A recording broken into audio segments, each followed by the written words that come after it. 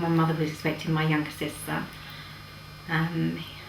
He was then declared, several years later, he was actually declared missing, presumed dead, and this is part of that. My younger sister was 3 when my mother received this telegram saying that he had been found, and he was alive and he was fit.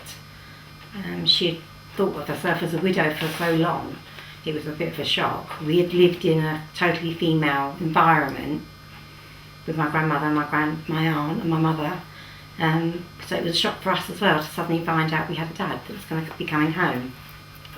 So how did you feel when you received the telegram knowing that your dad wasn't dead? I think we were very apprehensive at that stage. You know, we'd lived in a totally female environment for so long, and this man was going to be coming home.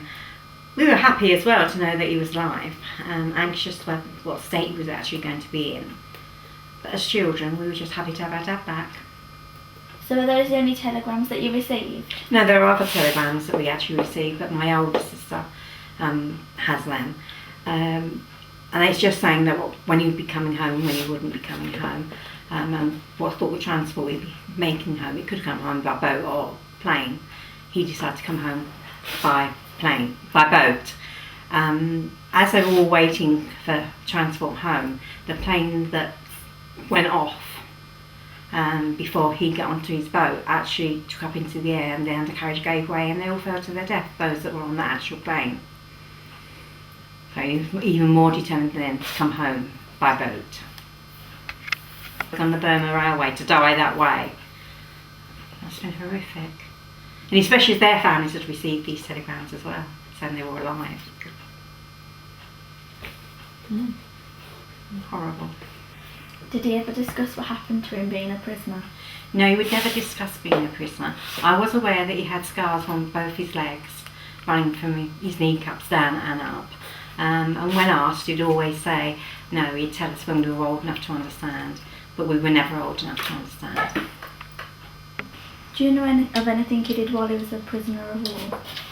I do know that while he was a prisoner of war, he actually worked on the Burma Railway.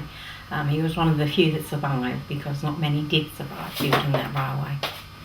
I think he came back a changed man. From what everybody had told me, the discussions I've had with friends of his and his family, he went away a rebel and came back a totally different person. He was more in control of his life, he was more in control of himself. He was a nicer person. He took everybody at face value, and he was my best friend.